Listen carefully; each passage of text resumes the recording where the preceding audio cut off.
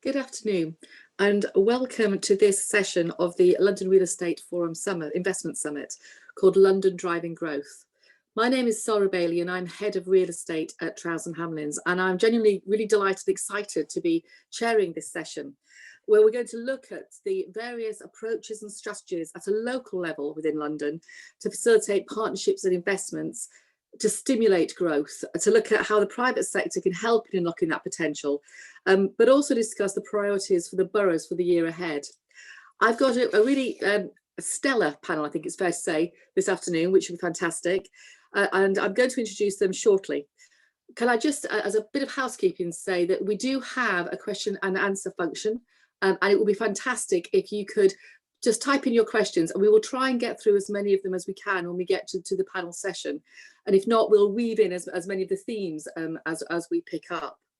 So my speakers today are Councillor Julian Bell, who's the leader of Ealing Council, Councillor Clare Coghill, the leader of Waltham Forest Council, Councillor Ravi, Govindia, CBE, who's the leader of Wandsworth Council, Geoff Pearce, Deputy Chief Executive of Swan Housing Group, and Barbara Brownlee, Director of Housing and Regeneration of Westminster City Council. So welcome to you all. And the first part of this session is going to be a 5-minute presentation for each of our leaders. So I'm going to ask, first of all, Councillor Clare Coghill to present hers. Thanks so much. Hello, everyone. I can't see you, but you can see me. Hello, hello, world of wonderful new technology. Yeah, I'm Councillor Clare Coghill and I'm the leader of Waltham Forest Council, something that I've had the privilege of doing for coming up 4 years now, so that's very exciting. I'm conscious that we're all talking after lunch and I'm going first, so I'm going to endeavour to be as animated and as interesting as I possibly can be. I think for me, we in Waltham Forest have built absolutely fantastic relationships with housing associations, with private sector developers, and it's been a wonderful positive experience to build those relationships and those partnerships that were just mentioned in the introduction there, and that really is fundamental. I think COVID places greater reliance for us all on those partnerships and relationships than has ever been needed before.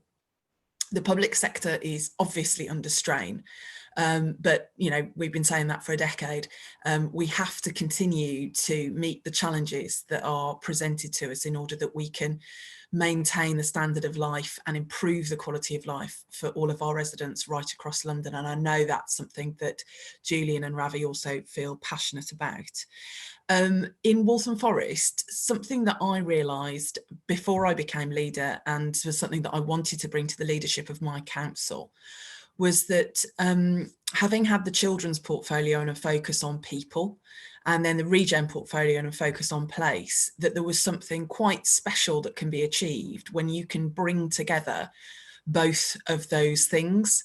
If you think of place in terms of the people who will be using it, the people who will live in those properties, and the rich mix, the vibrant life that all those people can live when they're able to come together, when they can be proud of sending their children to really good quality schools in good quality buildings, where people know that they will be able to get a place at a GP practice.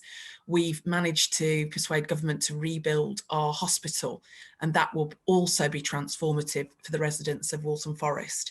So really it was about bringing together, and continues to be about bringing together, the advantages of the towns within Waltham Forest, so that's Walthamstow, Leighton, Leytonstone, Hymers Park and Chingford, the rich mix of people that we already have, and their abilities and skills and their opportunities to develop and have great lives in the borough, and make sure that the places respond to that, particularly as they're growing and developing. COVID means that it's never ever been more important for people to have jobs, for people to have accessible jobs, and for people themselves to have the right level of skills to do those jobs. And that's something that will absolutely be a focus as we go forward. And I think the development sector as a whole has actually a brilliant story to tell in terms of not just creating jobs, but also the ability that a building site offers to enable people to improve their skills. If I had £1 for every time I'd visited a site in the borough that was being constructed, And I'd heard the fantastic stories of apprenticeships getting their opportunity, people having their first job, people who haven't worked for a long time, finally coming back to work. You have those stories, you make those stories a reality, and you're helping those people. And it's never been more important for the sector to articulate all of the advantages that sit within that. I'm just going to finish briefly by referring to the environment. We've seen as COVID particularly affects those people with underlying health conditions, not least of which are respiratory. And the judgment recently that saw air quality going on the revised death certificate of a young London girl. It's never been more important for us to take air quality and environmental improvement more seriously. And so that's absolutely core to what we want to see in Waltham Forest. And we've already done that ourselves. And I genuinely believe we've shown that the type of local leaderships that are required in closing over 100 roads to vehicle traffic and dramatically changing the way our residents move about and have improved the life expectancy, according to the King's Fund, of children and young people born in our borough. So I'll leave it there. Thanks very much. Thanks, Councillor Coghill. That was really interesting. And I think that nexus between jobs, people and place is just absolutely fundamental. And the more you look at everything that's happening at the moment, the more that absolutely comes out. So I think that's really, really interesting. And we'll come back to that following the following presentations. So Councillor Ravi, can I ask you to now do your presentation?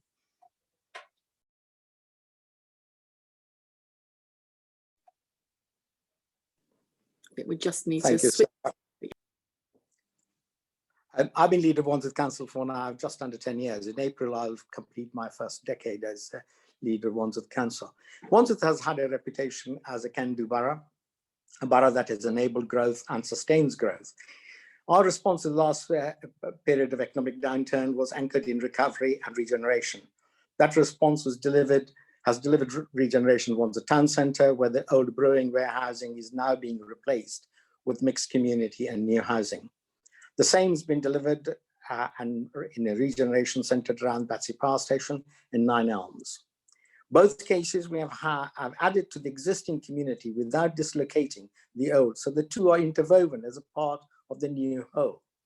We've opened up spaces previously closed off, provided homes, jobs and places of entertainment and a new purpose to the area. We'll build on that formula and refresh it once again to get us out of these troubled times. So last year I launched our Wandsworth Smart Growth Recovery Plan.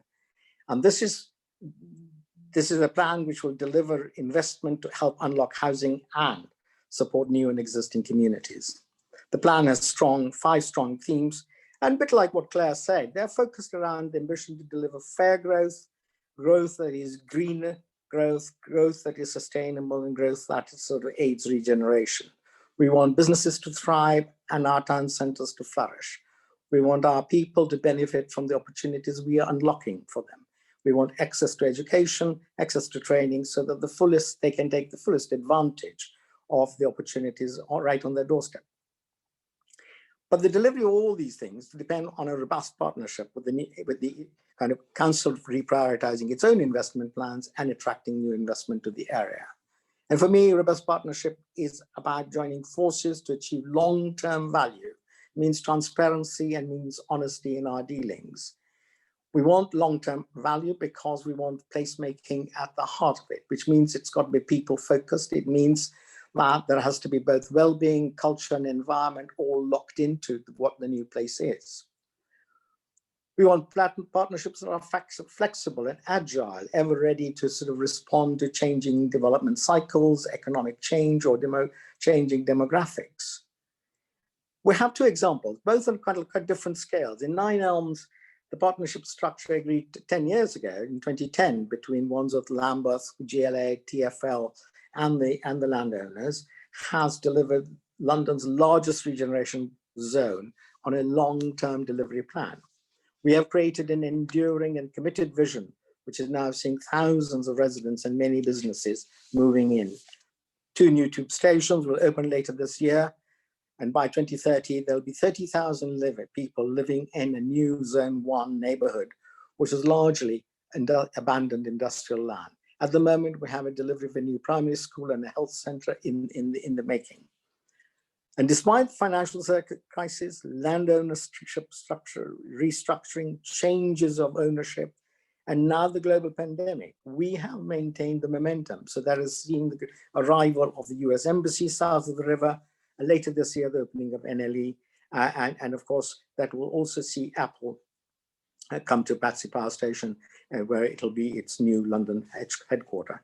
And the arrival of Apple is effectively the catalyst to change the area. We have brought these changes. It is now up to the partners, both new and old, to turn this purpose into something that has value for local residents and a help and a heft to the change. On a smaller scale, Putney, which is kind of a bit like every suburban high street, it's an example of one strong high street now squeezed by changing, restructuring of the retail sector. High Street sits on top of the busiest London Bridge. It's got a very tight urban grain, limited space, pedestrians, cyclists, buses, private vehicles, everyone jostles for space, and the space is at a premium. We now need to breathe new life into that place too. And we've done that successfully through a kind of future high street bid, which was helpfully successful. And we brought local community and local stakeholders to identify deliverable projects, many of which are underway.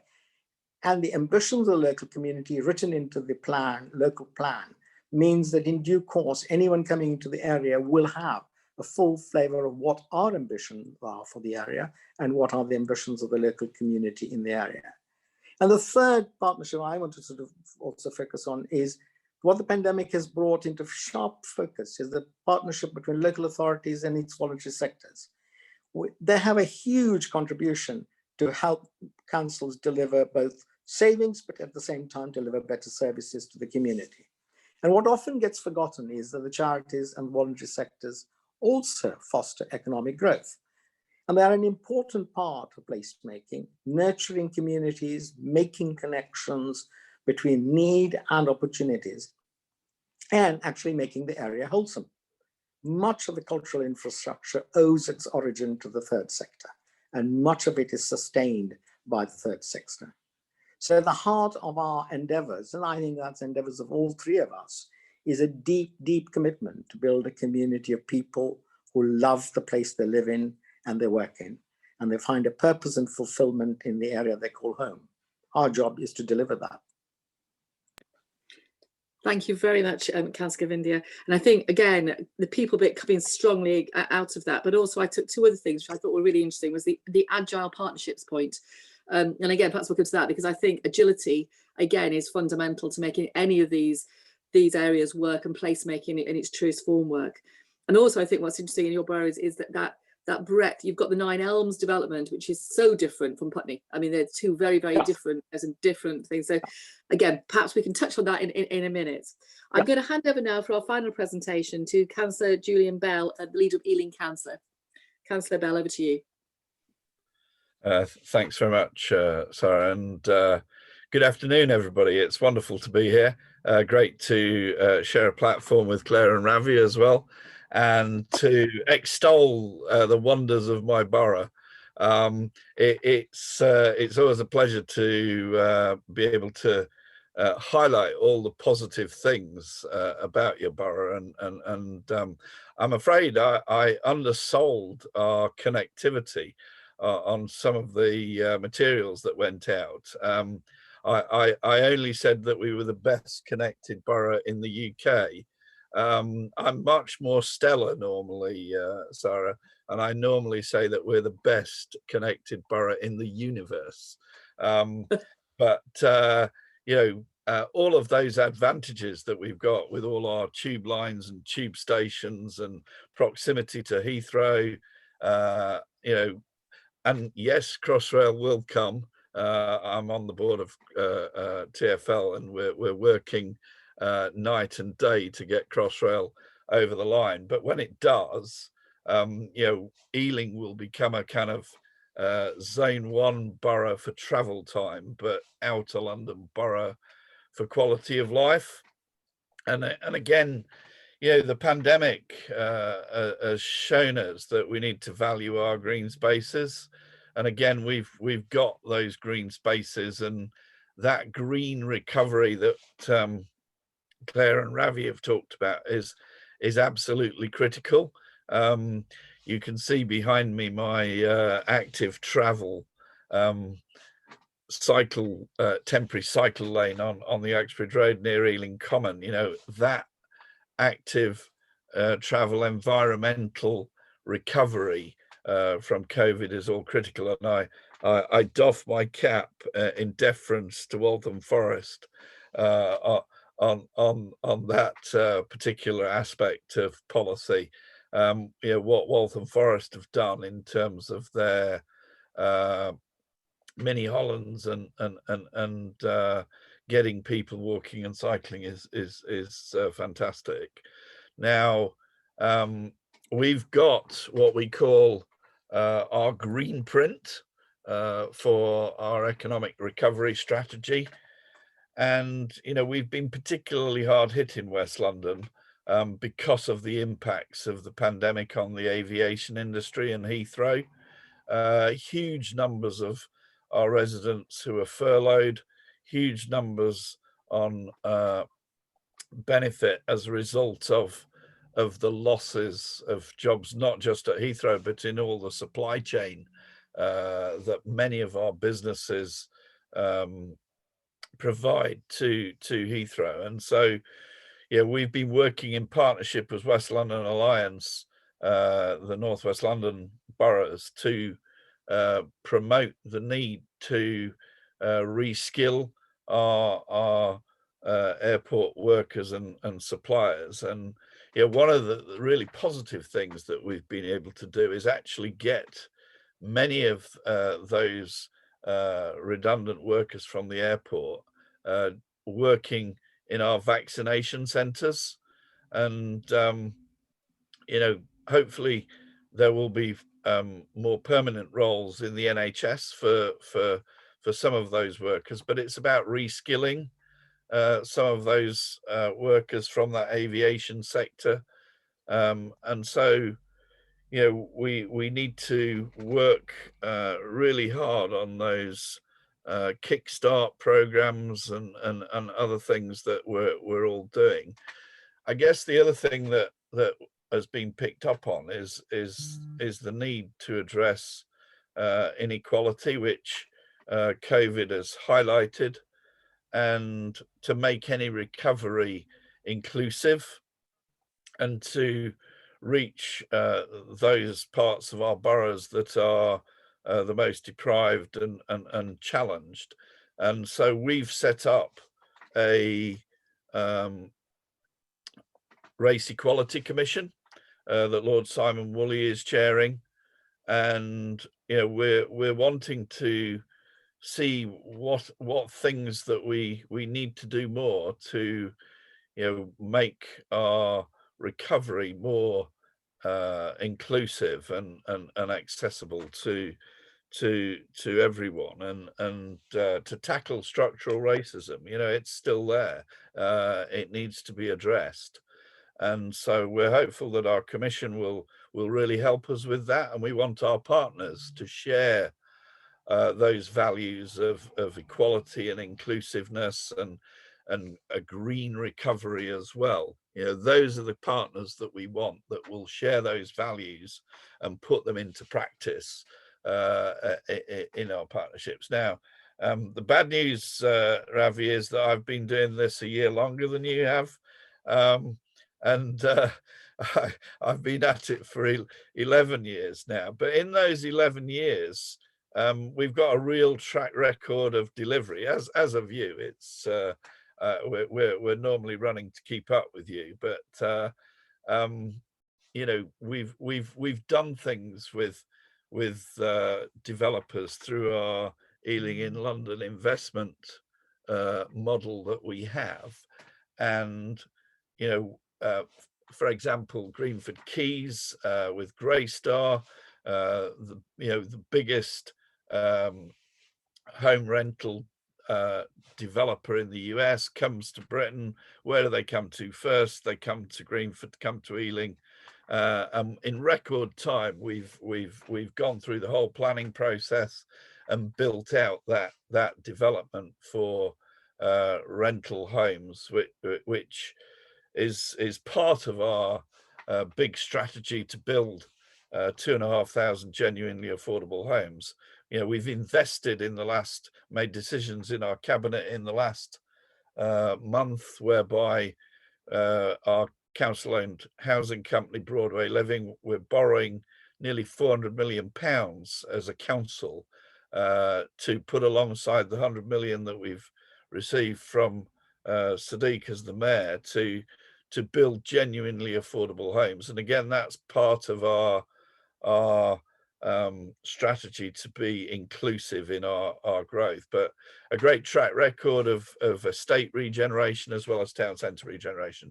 I've probably said far too much and taken too much of my time, so I say my apologies. My enthusiasm for my borough has got me carried away. That was great, and I think again the key themes that are coming out, inclusivity is absolutely front and centre. And particularly, having lived in London now for 30 odd years, inclusivity is one of the things that for me is right at the forefront of what's come out of the pandemic, that we do need to look at how we actually come back, but make that inclusive and not just make it about some and not others. So that's really, really interesting. I'm going to open this up now to bring in the rest of our panel. And I'm going to come first of all to Barbara. And first of all, apologies, because I introduced Barbara as Director of Housing and Region of Westminster City Council, which of course is wrong. Barbara isn't. Barbara is the MD of actually Westminster's Development Company, which I'll get her to explain a bit about it in a minute. But Barbara, can I come to you with a question? Because it also seems to me that local authorities have for a long time talked about development and developing themselves and how you can push forward as development. So how do you see a local authority's role in bringing back that economic growth and recovery through development itself? Okay, thanks, Sarah. And no worries about the mistake. It is a wholly owned company. It's the same as Broadway Living Council. They'll recognise it. And I was the director who ran planning, growth, and housing region. I just need to catch up. So fine, and thank you. Great pleasure to be here, and a great honour to be on such a panel and hear three leaders of three of the most successful growth boroughs set their stall out. I mean, every one of those boroughs has got development going on that others can just stand back and be envious of. It's fabulous. But basically, you asked, I mean, what is this company and why, and how can it power growth? There's two reasons, I think, for Westminster anyway, for setting up its own development company. And one is about economic growth, very strongly, and I'll say something about that in a second. The other one is about holding that thing that's come up about 3 or 4 times already, but the role of people in development. So in terms of the economic growth, which is pretty straightforward, really, I mean, the development industry accounts for about 7% of this country's national GDP, right? The gross. So in 2008, that industry was devastated with its supply chains, and many tens of thousands of people lost their jobs. And what you need in a time of difficulty with development, and we all, of course, thought Brexit was that difficulty, little were we to know what was going to follow, is something that can build in a counter-cyclical market. So something that doesn't depend on huge profits in and out very fast, something that doesn't have a very short-term financial model, but something that is absolutely got the long-term interests of a council at its heart and can borrow and hold money over a very long time.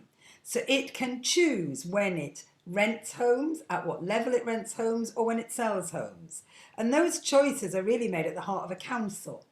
Yeah, so it's not at the whim of a developer who may go bust overnight. And that's kind of the economic growth that I feel a company can really push on. A very quick example in Westminster, we had a development agreement from long ago, signed many times. I inherited it in my role, and at the last minute the funder withdrew because of all the uncertainty around Brexit about 2 years ago. So our local company, Westminster Builds, stepped in, right, and became the investor and a JV partner on that development. So the development didn't stand empty, the council kept it going. And a council can't do that directly, it can do it through a company. Yeah. And I think the very quick other reason is if you want to control your development really tightly and control program and pace and quality, then make it your own. Of course, we all have contracts with developers. Of course, we all hold them to stuff. And of course, things slip all the time. If it's your local housing company directly developing with you, you as a council control so much more effectively everything that's delivered in your borough. So that's what I would say. Thanks, Barbara. And I think, again, in a minute, I just want to come to how through the local authority's development company or housing company and the housing association and the private sector can work together. Yeah. Because I think there's also something around, and there's a couple of questions been coming in around how do you make sure that the affordable housing provision, I suppose this equality point as well, isn't always pushed out in some of the more luxury developments. And I think that is maybe something where the local authority maybe can take more control of if they've got more hands-on control in the development. But we'll come on to that in a second. Geoff, can I bring you in? Obviously, you're the Deputy Chief Executive of Swan Housing Group. Swan, right at the forefront of some really sort of cutting edge developments and very, very people focused. So what do you think that, in a sense, that the Housing Association can bring, I suppose, to the party in terms of stimulating this growth coming out of the pandemic and really trying to drive London and the regeneration of London in an economic sense forward? Yeah, thanks, Sara. We hadn't rehearsed this, Barbara and I, but actually what Barbara said about long-term interest and that patient investment and that kind of view for the longer term rather than short term, it entirely resonates with what I was about to say, which is that fundamentally housing associations are in it for the long term, in many ways, just like those local housing companies. And when we plan our developments, we're not just thinking about the bottom line and profitability and an in and out involvement. We spend a lot of time thinking about the long-term sustainability of the place, not just the homes, but also the wider community assets. And that means, you know, as we're now starting to respond to there are, I think, inevitable changes that will happen in society, or at least accelerated changes as a result of COVID-19. And we're starting to think about how we plan our neighbourhoods differently as a result of some of those changes. It just, you know, thoughts around access to open space and private space for learning and study or working, or even shared communal workspace within our larger projects. So, but also that longer term focus around the other wider government agenda around zero carbon and starting to do a lot of work around that and plan for that now, and try and actually be ahead of the legislation rather than reacting and following it, which is, I think, kind of, again, if your motive is about profit, you might be in a different area of thought on that. So inherently, I think our social purpose means that we want to do the right thing by the communities in which we work. And it's that ambition, I think, for housing associations that means we have a vested interest in making sure the homes we build are future-proofed. And whether that's designing them to cope better with people spending more time in them, or, as I said before, private outdoor space, etc., or whether it's retrofitting our existing homes to bring them up to a modern standard and to reduce the impact they have on the environment. So we're spending a lot of time now planning our new developments around meeting the future home standard today, starting to think about the changes that are going to come about through things like the 2025 ban on gas boilers, the 2030 ban on petrol and diesel cars, and planning that into our developments now. You know, we've got some very large developments ongoing, and in those, in the early phases, it would be easy to build them to the current standards. But we're challenging ourselves around that and saying, let's build the early phases to the new standards and the standards that will be inherent in the later phases, or required in the later phases of that. So housing associations, I think, can have a different view about that. We know that, you know, it would be pointless installing heating systems that will become redundant and have to be ripped out again in 10 years in one of our own developments. We can think forward. I think we also share the ambition of local authorities and the Mayor of London too around delivering more affordable housing, and I think the need for more affordable housing in London and indeed in the whole of the UK has never been more acute, as we all know. And we're seeing it's a challenging time for housing associations at the moment, as it is for local authorities economically, around things like fire safety and decarbonising our existing homes. So there could be lots of different pulls on our investment capability. But it's important, I think, that housing associations continue to focus on developing affordable housing, as much affordable housing as they can. And it's critical for London's future. I think Tony Trowers at an earlier session at LREF this week spoke about London not being able to function without the kind of lower paid skilled, lower paid workers, the key workers, if you like. At the moment, quite a large proportion of those are from outside of the UK, happy sometimes to live here for a few years in less than ideal conditions. But if we want to encourage people that are going to have a long-term future in London to live here and work here, we need to have better housing conditions for them, more affordable housing. So I think housing associations can play a really important role in that.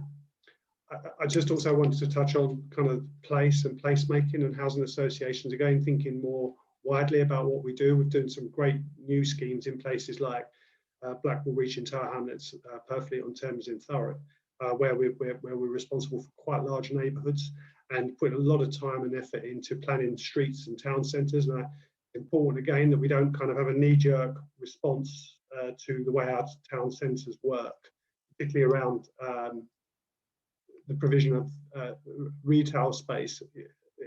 What I wouldn't like to see is that loss of kind of a centre to places, and that those kind of spaces dissolve into places that don't really have a purpose. And retail will change and be different. But we don't want my local high street, which I won't name, but it's turned into a place full of just coffee shops and barbers and hairdressers. And our town centres need to be more imaginatively planned than that. And I think housing associations in their larger projects can get much more involved in some of that thinking. Again, it's about that long-term thought. I think Brilliant. I just want one other point really. The other thing that I think housing We'll let you have one more point. Yeah, sorry, I've got a long list. I could That's carry all right. on. But I think the key thing that housing associations really understand through that long-term involvement is about the importance of creating mixed and integrated communities.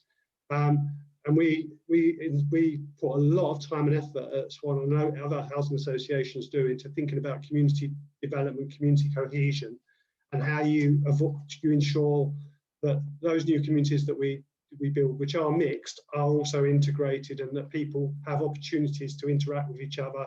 And we avoid these kind of stigmatism of the affordable housing. Housing associations have no interest in doing that. It's not about a short-term profit on the initial sale. It's about the long-term engagement and ownership. And I think we've got a number of large projects where you wouldn't know the difference between the tenures or the quality of the housing, and indeed the whole delivery model and the community development model is all completely integrated.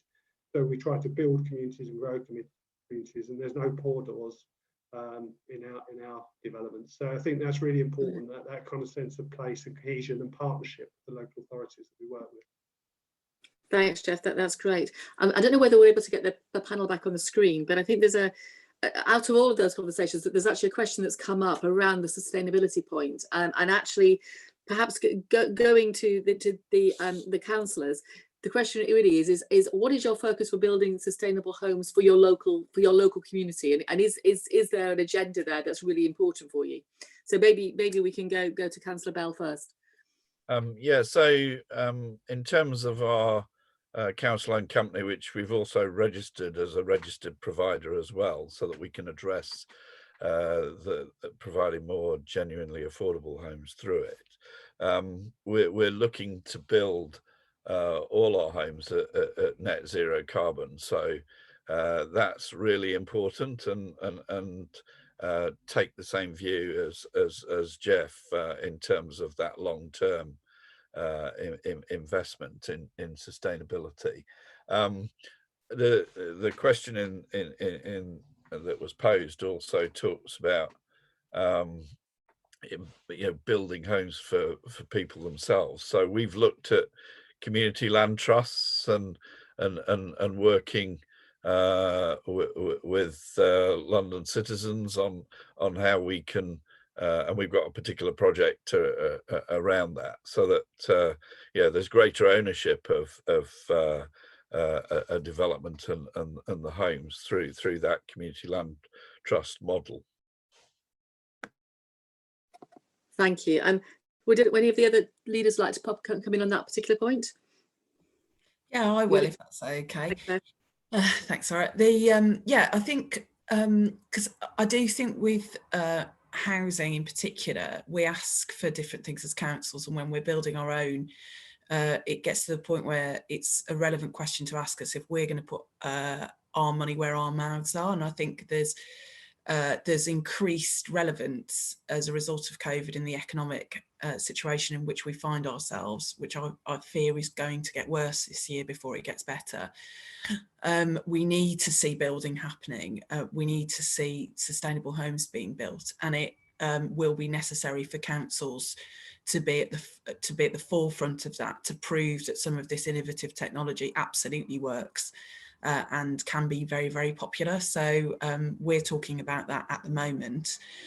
So watch this space, because Waltham Forest is going to be doing building on what we've already done. We're going to be doing more. I think one of the challenges with this is that it's reached a point where each development has to do so much. So it has to provide a mix of tenures, it has to provide infrastructure, it has to be sustainable, it has to provide good jobs, those jobs need to be properly paid. And all of those things are great, but you do have to get to a point where there's a balance and you have to trade off. So as a local authority, we've taken a view of all of our sites, a collective view of all of our sites that's been very successful. Because I think there's real danger if in each of the sites we try and do everything, particularly in the smaller sites, they just won't wash their face. And we won't get anywhere, stuff won't get built, and we desperately need to see development, given the economic situation, if only for the jobs, let alone the units that are actually produced as a part of that. Thanks. Thank you, Claire. Another question that's come in from James Pludgester is, now that the new London plan has been adopted, do you think this is going to change or how it will affect how you're looking to develop? So again, who would like to take that question? Councillor Govindia, would you like to start with that? Have I lost him? Can I start actually by completing the trio of contributions on house building in the boroughs? So Wandsworth has got 2 estate regeneration projects underway. We plan to deliver 1,000 homes on land that we already own with resort finances that we'll put together from both 106 contributions and also from our own funds. So, and as Claire was saying, development is about delivering more than just housing. It's about placemaking. It's about actually delivering jobs both during construction and post-construction. It's also about making the place last longer than just the period during which people live in it. So I mean, stuff like green infrastructure has become more enormously important in delivering sustainable housing.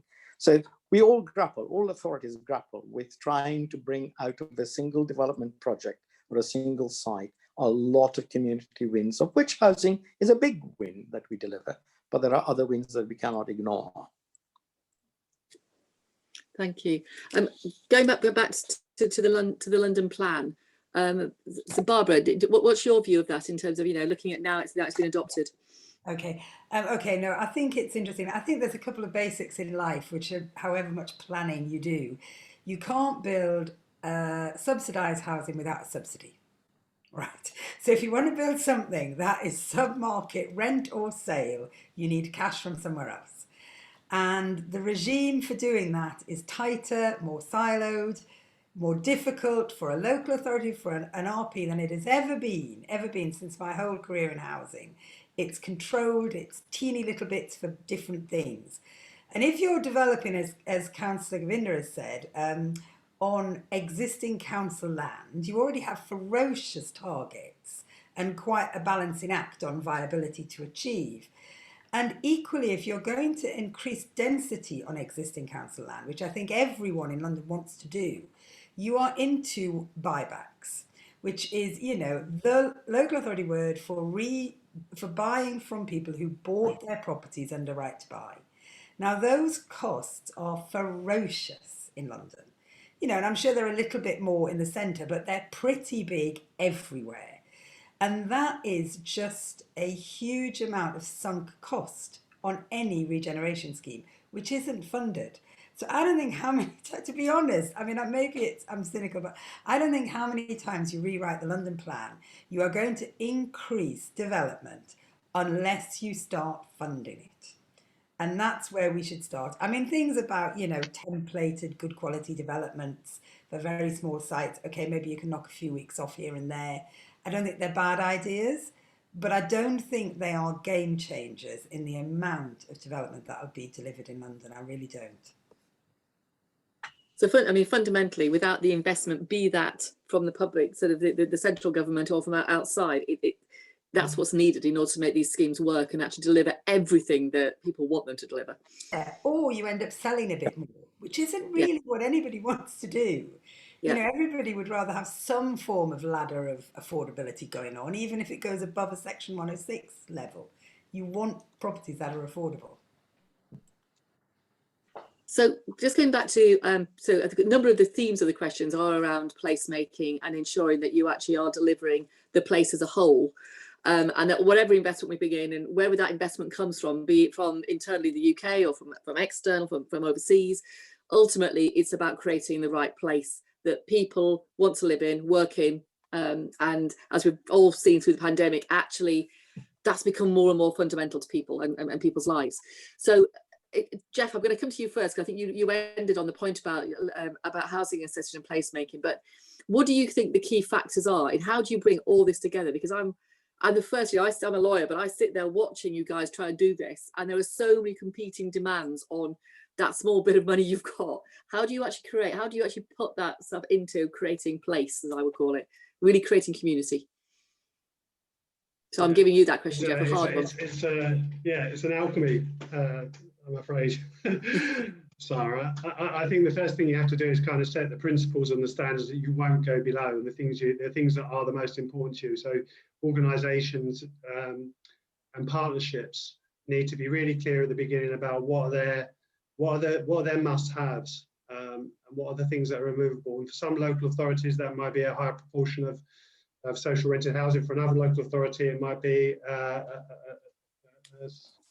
some of the other community benefits that can be delivered from that project. And so where we're working on our really big projects, like a Purfleet, where we're building the new town centre and 1 million square feet of film studios, among other things, and 2,800 homes.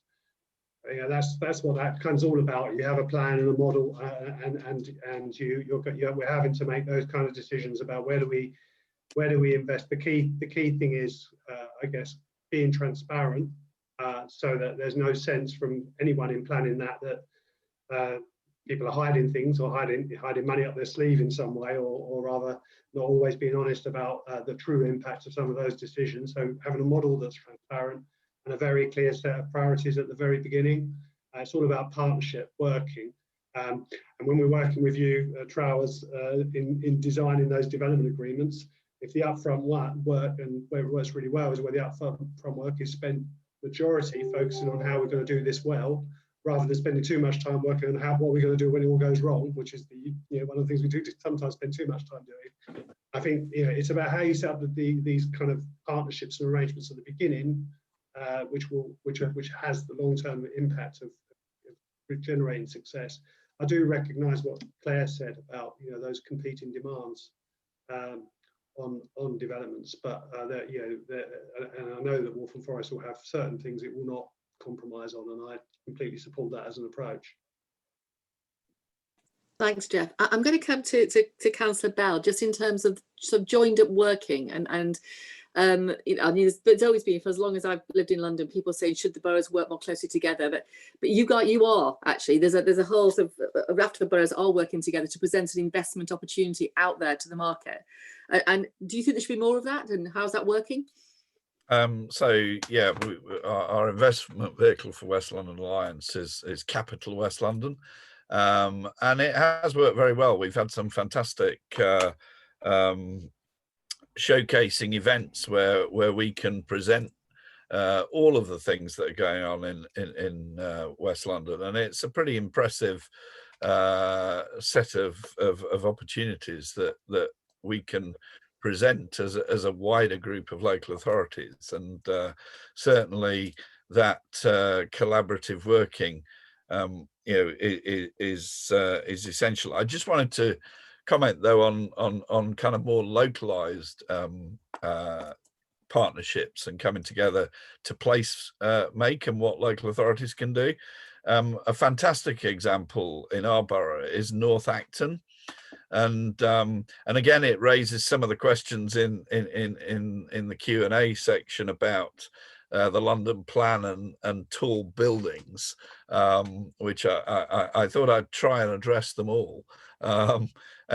So essentially, we've got a cluster of tall buildings around North Acton station, but we had no public realm, and so we compulsory purchased an old Esso petrol station and have converted it into a town square immediately outside of North Acton tube station. Now, one of the issues that the London plan raises is you know, with all this growth that we have, you know, if you don't increase height around transport nodes, you will bring the city to a grinding halt in congestion. You have to have car-free developments, you have to have increased height and density around your transport nodes. And that's what we're doing at North Acton. Now, you know, that's controversial. Tall buildings are controversial, but one thing that sometimes people forget is that you can, with height, you can create more public realm on the ground. And that's something that we're trying to do very much in North Acton. Finally, in order to have a ownership of North Acton and improve the quality of life and the public realm there, we've got a partnership with some of the developers, City and Docklands, Imperial College. You've got some student accommodation up there, working with the council to, they've all agreed to pay a levy so that we can improve the environment and we can animate that new square that we've created. But I think it's a really good example of trying to mix all of those things together around a transport node. Thank you. Yeah, I mean, connectivity is absolutely fundamental, isn't it, to make any of these things work. Councillor Govindia, can I come to you? Yeah. You've so many different types of partnerships within your borough, public-private partnerships, Yeah. and investments from overseas and local investments. So what would you say in your experiences what makes a successful partnership for you and your borough? Well, I did start by saying that the partnership's got to be long-term.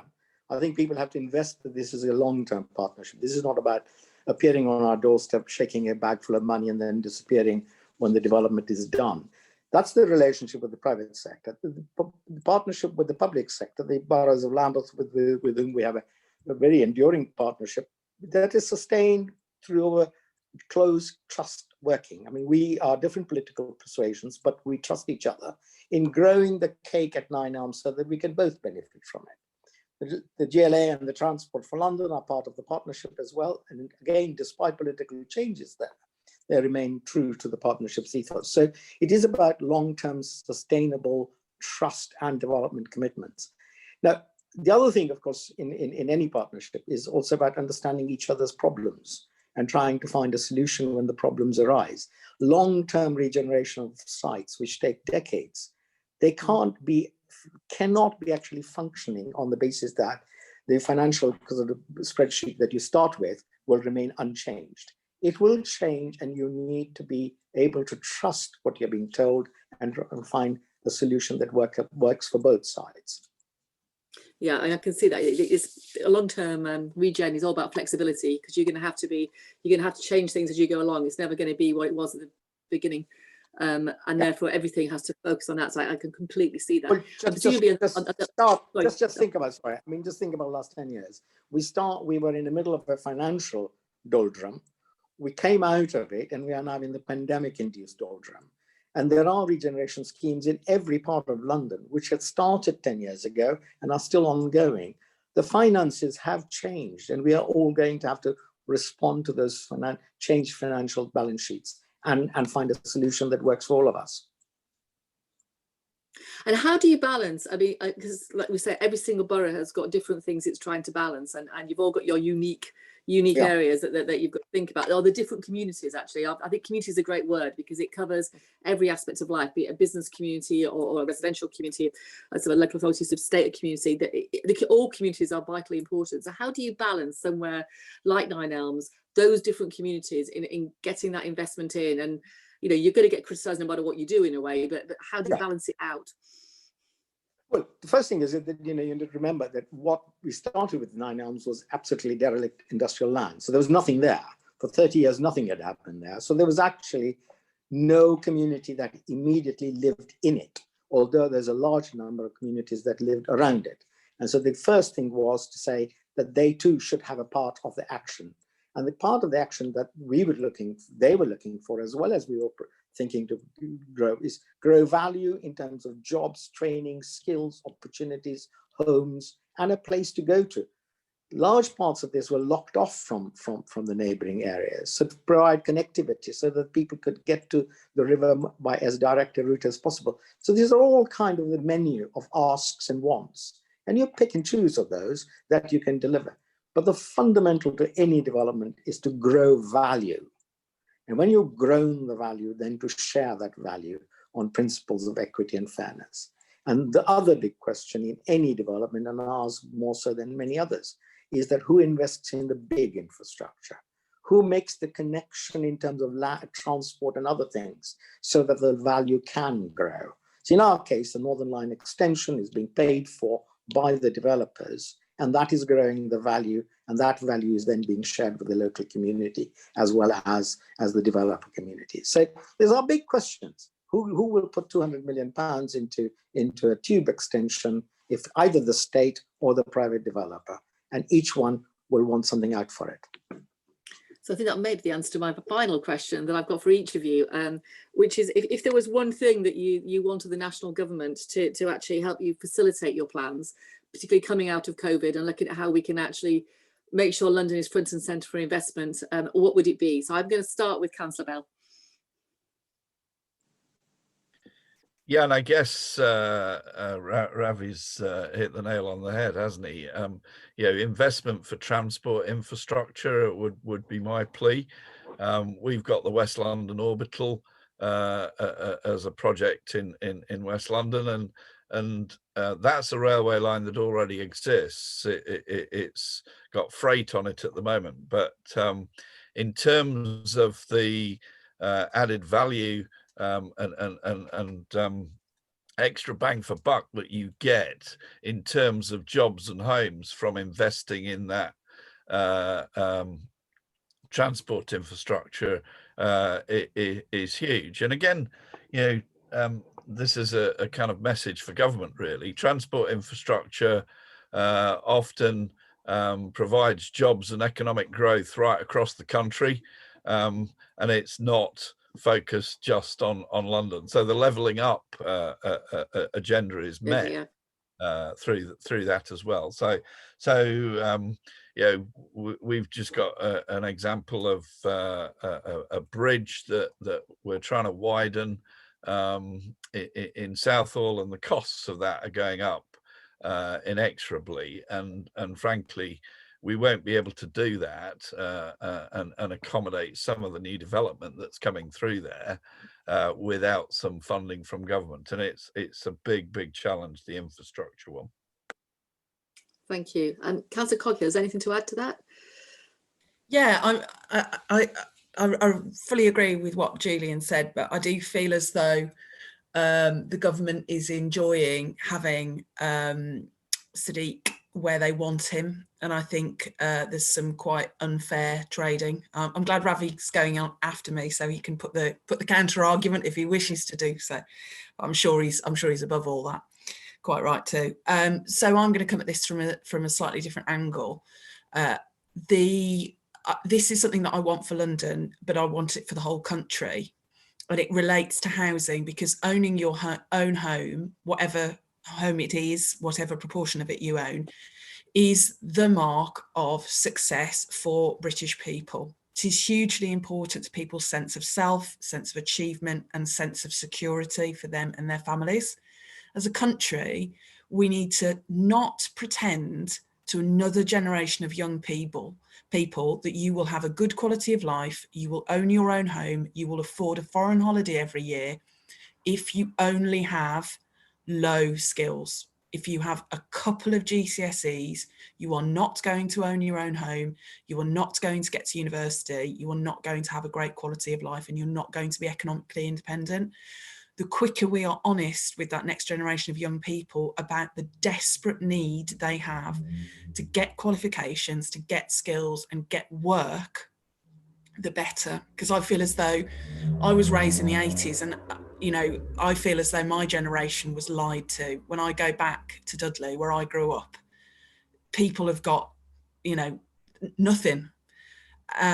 Those places died in the 80s and the 90s, and they've never really come back. And desperate need now is for skills, because we've left Europe, which I believe to be desperately sad. But the skills that we will need our people right across the country to have in order for them to succeed and our country to succeed, I believe has been a desperate need for the last 20 years, and that need has never been more acute. Thank you. Thank you. I've got one minute, so Councillor Govindia. I must say I agree entirely with Claire when she talks about the emphasis on home ownership, which is because people absolutely want it. We can fob them off with bits and pieces which look like home ownership, but they genuinely want to be a homeowner. I own my home. I think everybody else who wants to should have the same rights that I have enjoyed. She's also right about skilling, but let me just come to what we want from the government. We want money, but we want money on a kind of honest partnership. Back to the partnership thing. We will promise to do X and you give us the money and then leave us alone to deliver on it. I mean, I can deliver more housing for people in Wandsworth and London if the government simply bypassed the kind of current money distribution arrangements and gave direct arrangement with the council. We can say 1,000 homes, give us X, we'll deliver it. And if we don't, take the money away. But at the moment, the whole thing is kind of micromanaged to the point the money fritters away and houses don't get built. Thank you. On that note, I think we'll bring the session to an end. Thank you so much. And that was a fascinating conversation. And I feel really frustrated because there's so much more I want to talk to you all about. But that was really brilliant. And I think if it's something I take away from this is that whole point about community, and that everything you're talking about, every single bit touches on people, because that's what this country's about. And that is actually what we're trying to deliver for London. So brilliant. And let's hope we can get another chance to talk to you. So thank you very much. Thank the audience for joining. Thank you for all your questions. I hope very much that we've answered some. I couldn't answer all of them, but we've got most of the themes. And thanks for the council for picking up those questions as they went along. This was the last in the series of webinars throughout this week, where we've heard from local city mayors and leaders about their plans and strategies for driving across growth across the UK. And I've been listening into a number of them, and I must say I think it's been a fantastic series. So thank you very much, London Real Estate Forum, for that. Recordings of all these summit sessions and the details of the London Real Estate Forum in September can be found at lref.co.uk.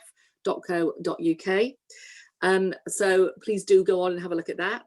And finally, an event poll will pop up shortly. So while we'll disappear, please do take a couple of moments just to share your thoughts on the poll. Thank you very much. And thank you to our panelists.